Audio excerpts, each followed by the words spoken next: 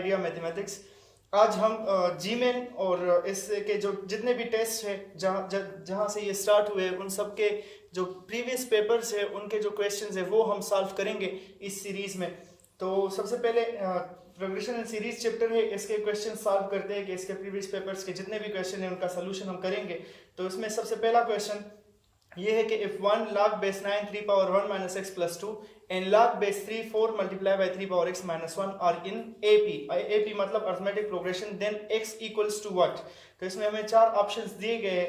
तो पहली बात तो ये है कि जब भी तीन चीजें अरिथमेटिक प्रोग्रेशन में होती है मतलब a b c are in AP, तो फिर हम क्या कर सकते हैं, जब तीन नंबर्स अरिथमेटिक प्रोग्रेशन में होते हैं तो अरिथमेटिक प्रोग्रेशन में कॉमन डिफरेंस होता है। मतलब क्या बना, b माइनस a जो होगा वो बराबर होता है c माइनस b के। सेकेंड टर्म से अगर फर्स्ट माइनस कर लो या थर्ड से सेकेंड माइनस कर लो तो दोनों का कॉमन डिफरेंस सेम रहेगा, यही एपी की डिफिनीशन है। तो फिर इस बी को मैं इस तरफ ले आऊं तो ये बी प्लस बी यानी कि 2b बन जाएगा और माइनस ए को उस तरफ ले जाए तो a प्लस सी आ जाएगा। तो अगर कभी आपको दिया गया हो कि A B C are in AP, तीन नंबर्स आपको एपी में दिए गए हो तो 2b बराबर होगा a प्लस सी के, ये कंडीशन आप लोगों ने अपने जहन में रखनी है। ठीक है, इस कंडीशन के मुताबिक में आप ये वाले जो तीन नंबर 1 log base 9 और ये log base 3 वाला दिया गया है इनको मैं इस कंडीशन के मुताबिक करूंगा और फिर इसको मजीद सॉल्व करेंगे। इस तरह मैंने आपको बताया। तो यहाँ पर ये a b और c तीन नंबर हमें दिए गए हैं, तो जो दरमियान वाला होगा उसको 2 से मल्टीप्लाई करेंगे 2 times 2 log base 9 3 power 1 minus x plus 2 हो जाएगा और जो बाकी दो है इनका सम 1 प्लस log base 3 ये इनके बराबर होगा 1 प्लस log base 3 और 4 multiply by 3 power x minus 1। ठीक है, ये हो गया। अब हमने किसी तरीके से इसको सिंप्लीफाई करना है। जब हम इनको सिंप्लीफाई कर ले, log खत्म कर ले तो हमारे पास x की वैल्यू आ जाएगी क्योंकि हमें x की वैल्यू मालूम करनी है। तो करना क्या होगा, यहाँ पर log base 3 है, इस 1 को भी मैं log base 3 लिख सकता हूँ प्रॉपर्टी के मुताबिक, log की प्रॉपर्टी के मुताबिक, लेकिन इसको हम चाहते हैं कि log base 3 बन जाएगी तो फिर काम आसान हो जाएगा। तो यहाँ पर हम ये प्रॉपर्टी इस्तेमाल कर लेंगे। log की एक प्रॉपर्टी ये भी है कि log base b x जो होता है इसको हम लिख सकते हैं कि log base c x divide by log base c b। ठीक है, ये एक प्रॉपर्टी है तो इस प्रॉपर्टी को यूज कर लेते हैं। इसके मुताबिक मैं इसका बेस 3 करने की कोशिश कर लूंगा। ठीक है, तो अब यहां पर हम क्या कर लेंगे, 2 हमें log base 3 चाहिए तो इसको मैं log base 3 power 1 minus x plus 2 लिख लूंगा और नीचे क्या कर लूंगा, नीचे लिख लूंगा log base 3 9। ठीक है, तो ये वही प्रॉपर्टी यूज हो गई कि log base b x जो होता है वो log base c x divide by log base c b के बराबर हो जाएगा। मतलब यहाँ पर मैंने c की जगह 3 इंट्रोड्यूस करवा दिया, x की जगह ये सब कुछ और b की जगह 9, तो वो प्रॉपर्टी यूज हो गई। राइट साइड पर हमने क्या करना है, राइट साइड पर 1 को मैं इस तरह लिख सकता हूँ कि log base 3 क्योंकि ये भी एक प्रॉपर्टी है कि log base a into a जो होता है ये 1 के बराबर होता है। ठीक है, क्योंकि इक्विवेलेंट फॉर्म में a power 1 is equal to a आता है, उस प्रॉपर्टी के मुताबिक हो जाएगा। और ये वाला अपनी जगह पर plus log base 3 into 4 multiply by 3 power x minus 1 ये अपनी जगह पर आ गया। अब हमने मजीद क्या करना है, इस log base 3 9 को आप देखें तो इसको मैं ऐसे भी लिख सकता हूँ कि log base 3 इंटू 3 स्क्वायर। ठीक है, तो 3 स्क्वायर लिखने के बाद log base 3 1 के बराबर हो जाएगा तो ये इक्वल हो जाएगा 2 के। इसका मतलब कि ये इस 2 के साथ क्या होना चाहिए, ये इसके साथ कैंसिल हो जाएगा। तो अब log base 3 पावर 9 को मतलब हम लिख सकते हैं कि log base 3 इंटू 3 स्क्वायर, तो log base 3 इंटू 3 1 के बराबर हो जाएगा तो ये 2 के बराबर हुआ। इसका मतलब कि log base 3 9 और ये 2 कैंसिल आउट हो जाएंगे। अब हमारे पास फाइनली क्या रह गया, log base 3 into 3 power 1 minus x plus 2 ये अपनी जगह पर रह गया। और राइट साइड पर log of a plus log of b बराबर होता है log ऑफ a b के, तो इनको हम मल्टीप्लाई कर लेंगे 3 into 4 multiply by 3 power x minus 1 हो जाएगा ये। ठीक है, तो अब दोनों तरफ log base 3 है तो एंटी log ले लेंगे तो ये log और ये log क्या हो जाएंगे, खत्म। अब यहां से हमारे पास बाकी क्या रह जाएगा, 3 पावर 1 माइनस एक्स प्लस 2 और राइट साइड पर रह जाएगा 3 into 4 multiply by 3 power x minus 1। अब ये हमारे पास रह गया log के खत्म होने के बाद। तो अब हमें x की वैल्यू मालूम करनी है तो ऐसा कर लेते हैं कि पुट कर लेते 3 पावर x की जगह पर t, तो ये सिंप्लीफाई हो जाएगा इक्वेशन। इस 3 पावर 1 माइनस एक्स को मैं 3 डॉट 3 पावर माइनस एक्स लिख सकता हूँ या 3 डिवाइड बाई 3 पावर एक्स भी लिख सकता हूँ। ये हो जाएगा 3 डिवाइड बाई 3 पावर एक्स। तो इस 3 पावर एक्स की जगह हमने क्या पुट किया है, t, तो ये 3 डिवाइड बाई t बन गया प्लस 2 राइट साइड पर 3 इंटू 4t माइनस 1 हो जाएगा। ठीक है, अब मजीद सिंप्लीफाई कर लेते हैं तो 3 divide by t plus 2 is equal to 12t minus 3। इनके साथ अब t को मल्टीप्लाई कर दे तो t के मल्टीप्लाई करने के बाद हमारे पास एक क्वाड्रेटिक इक्वेशन आ जाएगा 3 plus 2t is equal to 12t square minus 3t हो गया। ठीक है। और फाइनली क्या हो जाएगा, 12t² अपनी जगह, इस 2t को इस तरफ ले आते हैं तो -3t -2t से -5t आ जाएगा, और 3 को भी दूसरी तरफ ले जाए तो -3 = 0 बना। ठीक, अब जब ये हमारे पास आया है तो इस क्वाड्रेटिक इक्वेशन को आप सॉल्व करें, क्वाड्रेटिक फार्मूला से इसको जल्दी से सॉल्व कर लेना आप लोग, और इससे आपको जो t की दो वैल्यूज मिलेगी, उनमें से एक वैल्यू t की आई है 3/4 आएगी, और जो दूसरी वैल्यू t की आएगी वो होगी -1/3। चूंकि 3/4 और -1/3 है तो इसमें ये नेगेटिव वैल्यू तो नहीं आ सकती क्योंकि क्वेश्चन लॉग का था, तो हम इस पॉजिटिव वैल्यू को ले लेते हैं जो t = 3/4 है, और t की जगह वापस 3x लगा देंगे तो 3x = 3/4 हो जाएगा। और इसको अगर हम 3x की जगह हम log के फॉर्म में ऐसे भी लिख सकते हैं कि ये हो जाएगा x = log3 3/4, ठीक है, ये इस तरह बना। और log3 3/4 को फिर नेक्स्ट स्टेप में हम क्या लिख सकते हैं, इसको नेक्स्ट स्टेप में हम ऐसे लिख लेंगे, मैं यहाँ पर ऊपर लिख लेता हूँ, तो तकरीबन हम अपने आंसर के करीब हो चुके हैं, बस सिर्फ लास्ट एक स्टेप बाकी है। ये हो जाएगा x = log3 × 3 हो जाएगा और -log3 × 4। ये कौन सी प्रॉपर्टी इस्तेमाल हुई, log a/b बराबर होता है log a - log b के, तो log3 3 1 के बराबर, तो x की वैल्यू क्या आई 1 - log3 4, तो ये हमारा फाइनल रिजल्ट बना, और ये ऑप्शंस में मौजूद था, वही हमारा करेक्ट ऑप्शन है। सेकेंड क्वेश्चन है, the value of 2^1/4 × 4^1/8 × 8^1/16 up to infinity, और आपको ऑप्शंस दिए गए हैं। यहाँ पर एक बात आप लोग ज़हन में रखें कि आप कहेंगे कि सर आपने तो एक ही क्वेश्चन पर 5 मिनट्स तकरीबन ले लिए, तो याद रखें मैं यहाँ पर आपको स्टेप वाइज एक्सप्लेन कर रहा हूँ। जब आप लोग इस क्वेश्चन को समझ जाए तो ये तो फिर आपने डायरेक्ट करना होगा, मैं हर एक स्टेप कर रहा हूँ, उसी वजह से टाइम लग रहा है। अगर मैं ये डायरेक्ट करता तो ये क्वेश्चन विद इन 1 मिनट भी मैं कर सकता था।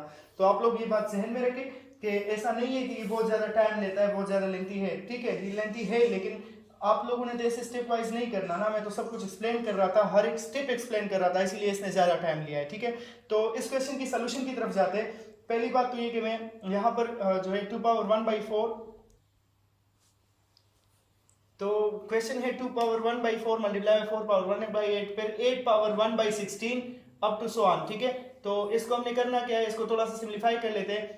2^1/4 अपनी जगह पर हो गया, और साथ में ये बात याद रखें यहाँ पर मैं सबको 2 के बेस में लिख सकता हूँ, तो बेसेस सेम हो जाएंगे, तो पावर्स हमने 8 करने, मतलब अगर इसको मैं 2 के पावर में लिखूँ तो 2² या मतलब 2^2/8 लिख सकता हूँ, तो 2/8 हो जाएगा। फिर नेक्स्ट इसको मैं 2³ पावर 1/16, तो इसको 3/16 कर लेते हैं, और इसी तरह ये सिलसिला चलता जाएगा। तो अब हमने करना क्या है, अगर हम इसको मालूम कर सके कि 1/4 + 2/8 + 3/16 अप टू सो ऑन, तो बस क्वेश्चन खत्म, उसको 2 के पावर में लिख लेंगे हम लोग फिर, ठीक है। तो ऐसा कर लेते हैं, चलो देखते हैं कि हमारे पास क्या आता है। तो यहाँ पर क्या हो जाएगा 1/4 प्लस, इसको मैं s मान लेता हूँ, 1/4 + 1/8 प्लस 2/8 सॉरी प्लस 3/16 और plus up to so on. अब ये हमारे पास क्या है, ये हमारे पास एक अरिथमेटिकल ज्योमेट्रिक सीरीज है, तो इसका कॉमन रेशो हमारे पास क्या बनेगा, 1/4 1/8 1/16 इस तरह है, तो कॉमन रेशो 1/2 बनेगा, तो मैं इसके साथ 1/2 मल्टीप्लाई कर लूंगा, तो यहाँ से हमारे पास 1/8 आ जाएगा, फिर आ जाएगा 2/16, फिर आ जाएगा plus up to so on, इसके साथ मल्टीप्लाई करेंगे तो नेक्स्ट टर्म, लेकिन उसको भी नहीं लिखते, जरूरत नहीं है।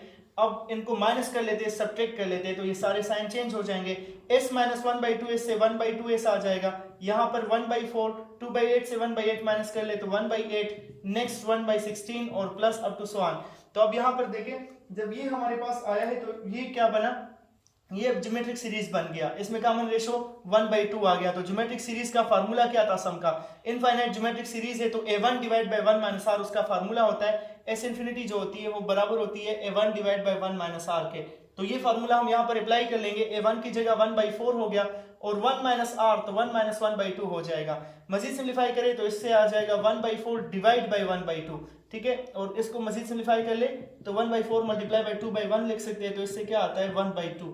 तो इसका मतलब कि 1/s 1/2 के बराबर हुआ, तो s की वैल्यू क्या आई 1 आई। तो जब s की वैल्यू 1 आ गई तो यहाँ से इस सबसे 1 आया तो 2^1 से हमारे पास क्या आ जाएगा 2 आ जाएगा। तो इसका मतलब कि इसमें जो करेक्ट ऑप्शन है वो बी नंबर है 2 है। ये क्वेश्चन जो है, ये क्वेश्चन वैसे जो पहला क्वेश्चन हमने किया ये 2002 के टेस्ट में आए थे। नेक्स्ट क्वेश्चन जो हमारे पास है वो है कि the fifth term of a geometric progression is 2, the product of its 9 terms is. तो फिफ्थ टर्म का जो हमें दिया गया है वो 2 है, तो a5 बराबर हो गया 2 के। तो ज्योमेट्रिक सीरीज के लिए जो nth टर्म का फार्मूला होता है an बराबर होता है a1 r power n minus 1 के। तो इसका मतलब कि a5 बराबर हो जाएगा a1 r power 4 is equal to 2 के। तो इसको हम इक्वेशन 1 मान लेते हैं, ये हमारे काम आएगा। अब हमें इसके 9 टर्म्स का प्रोडक्ट मालूम करना है, तो ये बात ध्यान में रखें। पहला टर्म होगा a1 या सिर्फ a, ठीक है। दूसरा टर्म होगा a1 r, तीसरा टर्म होगा a1 r स्क्वायर, फिर a1 r power 3, a1 r power 4, a1 r power 5, और हमें ये सिलसिला कंटिन्यू करना है a1 r power 6, a1 r power 7 और फिर a1 r पावर 8 तक हम आ जाएंगे। तो ये हमारे 9 टर्म्स हो गए, 1 2 3 4 5 6 7 8 9। अब जब ये 9 टर्म्स बने तो इसमें a1 कितनी बार आया, 9 टाइम्स आया, और r को हम 8 कर लेंगे, 1 + 2 अप टू 8, ठीक है। तो ये अगर इस तरह आपको आसान मतलब इस तरह डायरेक्ट तो 8 करना टाइम लेगा, तो इसके लिए डायरेक्ट फार्मूला क्या है, हमें पता है कि जब हमारे पास n टर्म्स का सम आ जाए 1 + 2 अप टू n तक, ठीक है, तो इसके लिए डायरेक्ट फार्मूला होता है कि n × n + 1/2। इसको इस फार्मूले से आप डायरेक्ट सम कर सकते हो। तो यहाँ पर n की जगह 8 है, तो इसका सम क्या होगा, 1 से लेकर 8 तक के टर्म्स का हम सम मालूम कर रहे हैं। तो 8 × 8 + 1 9/2 हो जाएगा, 2 4 = 8, और इससे डायरेक्ट 36 आया। तो अब जब इससे 36 आ गया तो ये हम वहां पर लगा देंगे, हमारे पास क्या आ जाएगा, a1 r power 9, a1 power 9 sorry, और r पावर 36 आ गया। तो इसको मैं a1 r power 9 whole power 4 लिख सकता हूँ, ठीक है। नहीं, इस तरह नहीं, a1 r power 4 whole power 9 लिख सकता हूँ। तो इसका a1 r पावर 4 की वैल्यू हमारे पास क्या थी, 2 थी। तो इसका मतलब कि इससे आंसर क्या आ जाएगा, 2 पावर 9, और 2 पावर 9 को आप लोग कैलकुलेट करें तो इससे आपके पास आता है 512। तो ये हमारा आंसर बना। अब नेक्स्ट क्वेश्चन नंबर 4 है 1 cube minus 2 cube plus 3 cube minus 4 cube, मतलब एक टर्म पॉजिटिव दूसरा नेगेटिव और इस तरह इनके क्यूब्स है। तो इनका हमने सम मालूम करना है। तो इसके लिए ऐसा कर लेते हैं, मैं यहाँ पर क्या कर लूंगा कि 1 cube plus 2 cube plus 3 cube और plus 4 cube plus up to 9 cube, मैंने इस तरह सबको प्लस में लिख दिया। आप कहेंगे कि प्लस में मैंने कैसे लिखा, जबकि यहाँ पर -2 क्यूब -4 क्यूब -6 क्यूब इस तरह था। तो ऐसा कर लेते हैं कि जो माइनस में थे उनके साथ में -2 × 2 cube plus 4 cube plus 6 cube और प्लस 8 क्यूब लिख लेता हूँ, क्योंकि ये 4 टर्म्स माइनस में आएंगे इसमें से सिर्फ।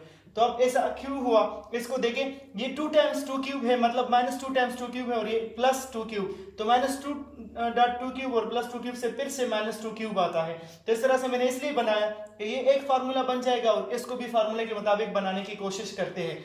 तो इसको कैसे करेंगे हमें ये पता है कि 1 क्यूब प्लस 2 क्यूब, मतलब जो क्यूब होते हैं n नेचुरल नंबर्स के क्यूब, उसके लिए फार्मूला ये है कि n × n + 1 / 2 होल स्क्वायर। तो ये फार्मूला हम यहाँ पर यूज कर लेंगे, इसी वजह से मैंने इसको इस तरह प्लस में लिखा और उनको माइनस में कर दिया। तो ये फार्मूला यूज कर लेते हैं, देखते हैं कि इससे हमारे पास रिजल्ट क्या आएगा। तो n की जगह 9 है, तो इसको मैं 9 × 9 + 1 / 2 होल स्क्वायर लिख लूंगा, ठीक है। और ये -2 के बाद जो है इनके साथ क्या करना है हमने, तो इसके साथ ऐसा कर लेते हैं कि आप इससे 2 क्यूब को कॉमन कर ले इन सब से, क्योंकि ये सारे 2 4 6 और 8 है। तो 2 क्यूब इससे मैं कॉमन कर लूँ तो यहाँ से रह जाएगा 1 cube plus 2 cube plus 3 cube और प्लस 4 क्यूब, इनसे ये रह गया। तो यहाँ पर अब फिर से यही फार्मूला यूज हो जाएगा क्यूब वाला, लेकिन इस बार 4 तक टर्म से सिर्फ। यहाँ से 10 / 2 से 5 आ जाएगा, 5 9 = 45, तो 45 का स्क्वायर आया, और माइनस इससे 2 पावर 4, और यहाँ से n की जगह 4 आया, तो n ×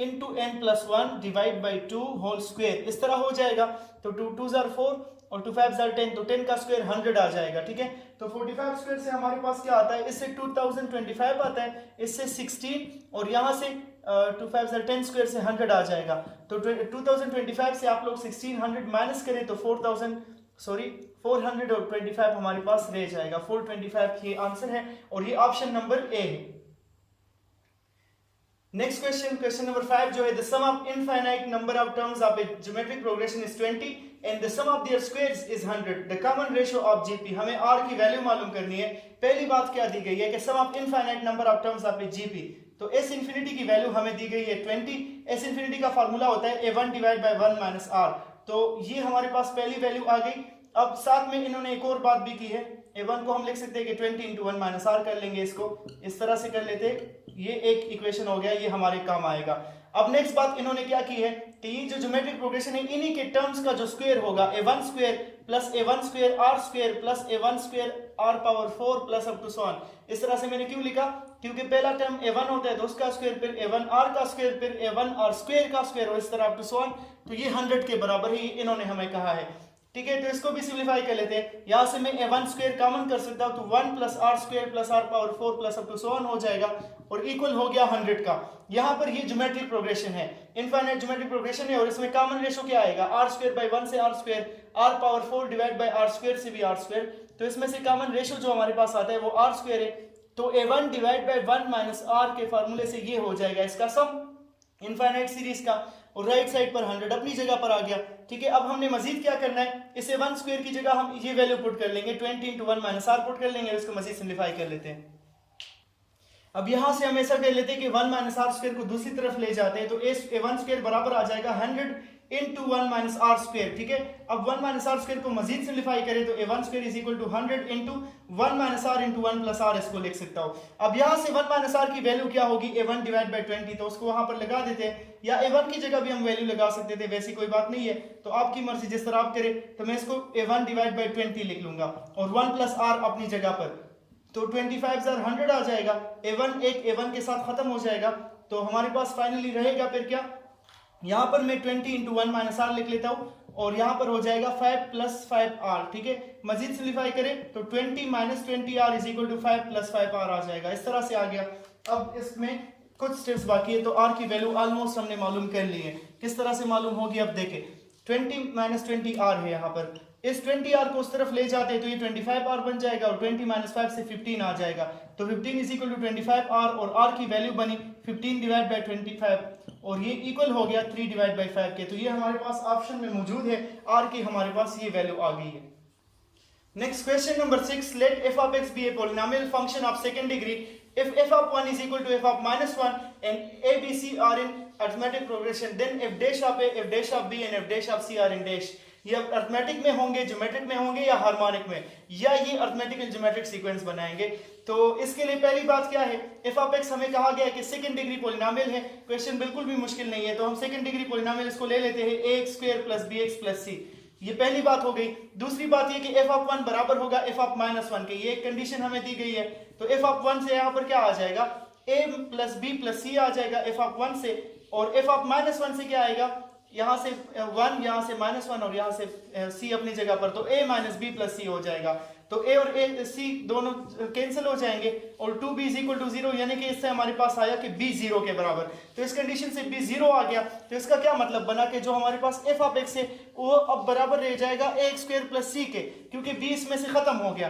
तो हमें फिर क्या करना था कि f dash of a, f dash of b और f डैश ऑफ c को चेक करना है, तो इसका डेरिवेटिव ले लेते हैं। f dash of x equal किसके आ जाएगा, 2ax के इक्वल आ जाएगा, क्योंकि c कांस्टेंट है तो वो खत्म हो जाएगा।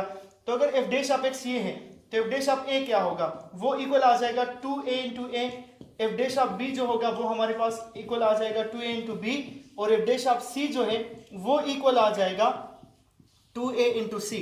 तो अब हमें देखना है कि ये कौन से प्रोग्रेशन में होंगे।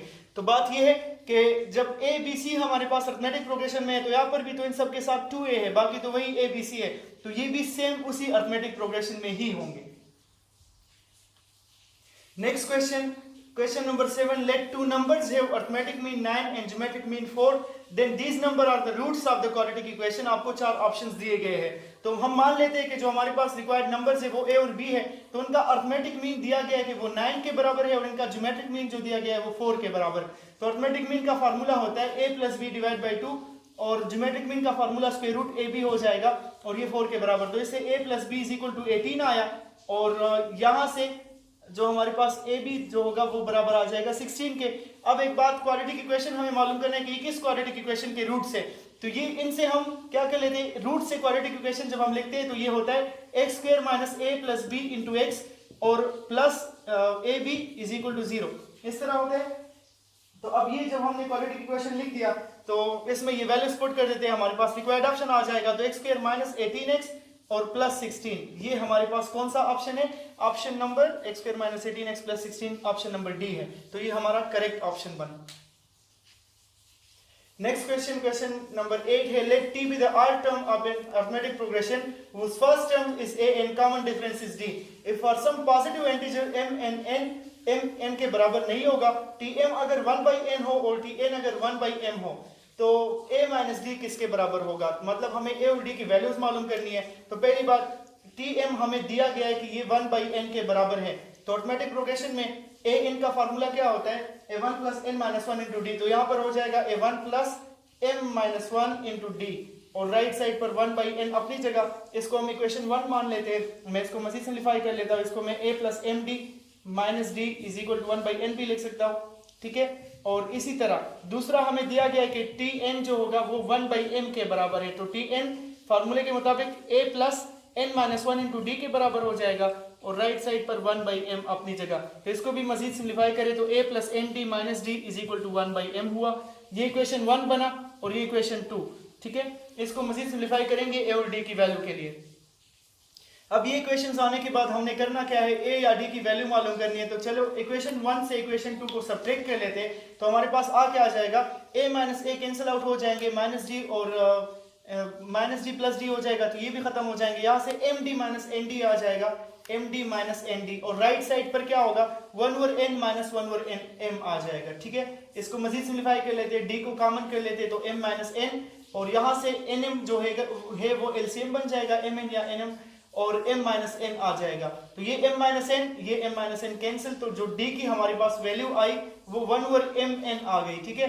अब d की वैल्यू आने के बाद हमें a की वैल्यू भी चाहिए होगी, तो a की वैल्यू मालूम कर लेते हैं, और फिर a माइनस डी हमें चाहिए कि वो कैसे आएगा।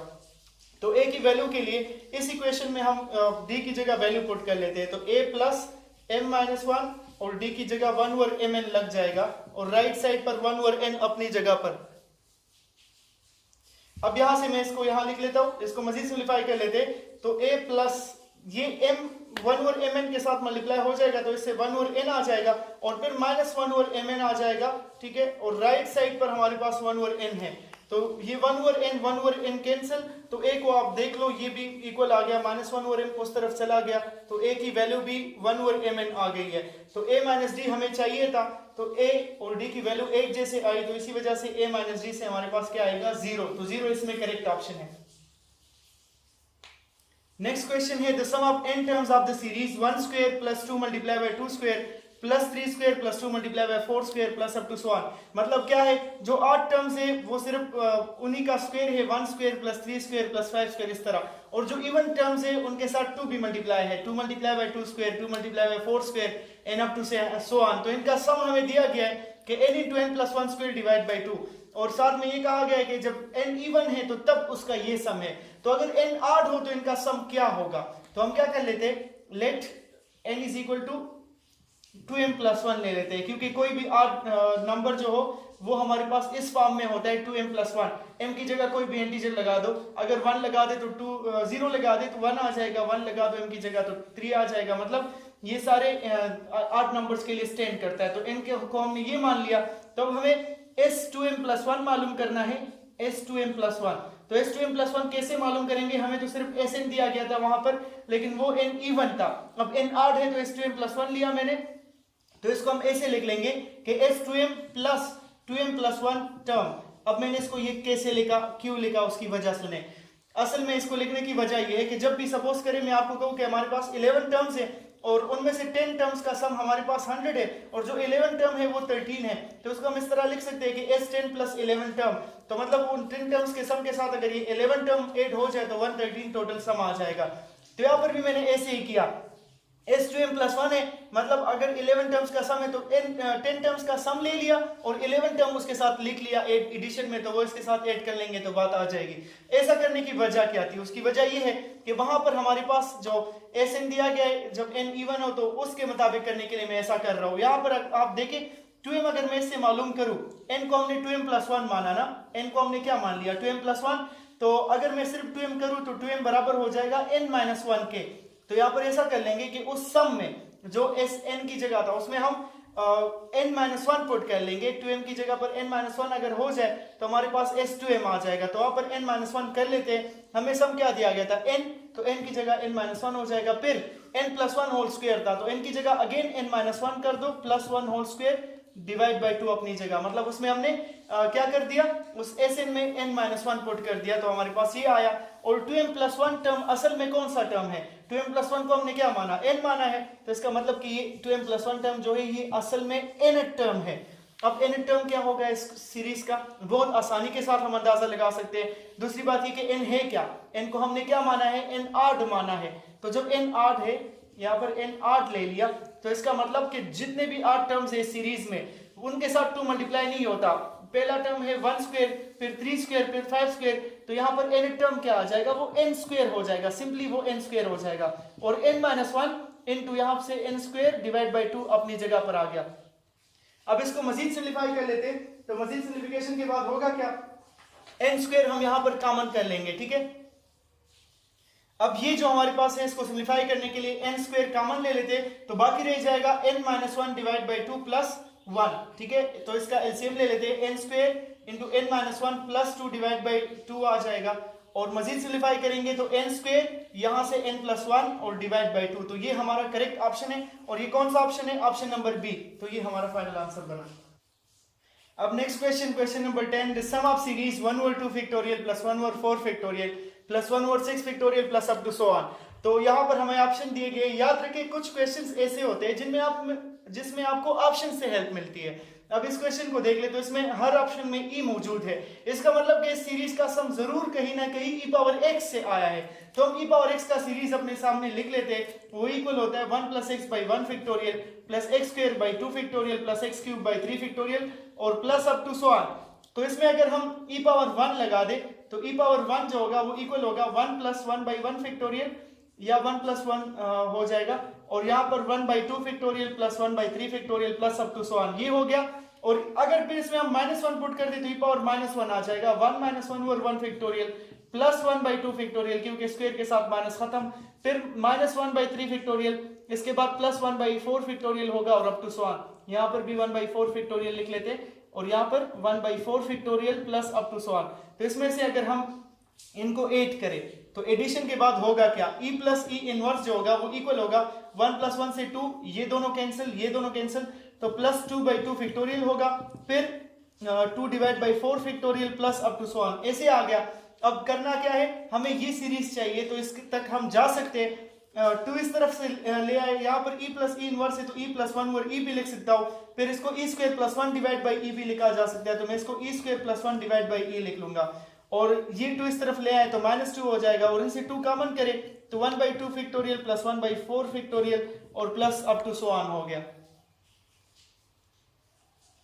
अब इसको सिंप्लीफाई करें तो e स्क्वायर प्लस 1 और e एलसीएम हो जाएगा तो -2e डिवाइड बाई e आ जाएगा, और इस 2 को फिर हम ले आएंगे मल्टीप्लिकेशन डिवीजन में इस तरफ, यहाँ पर बाकी क्या रह जाएगा, बल्कि इस 2 को पहले से डिवीजन में ले आते हैं, तो बाकी रह जाएगा 1/2 factorial plus 1/4 factorial plus up to so on. तो ये हमारा रिक्वायर्ड वो रिजल्ट आ गया, वो सीरीज आ गया। और यहाँ पर ये a square plus 2a plus b square minus 2ab के फार्मूले से e - 1 होल स्क्वायर हो जाएगा, तो e - 1 whole square divide by 2 ही हमारा रिजल्ट है।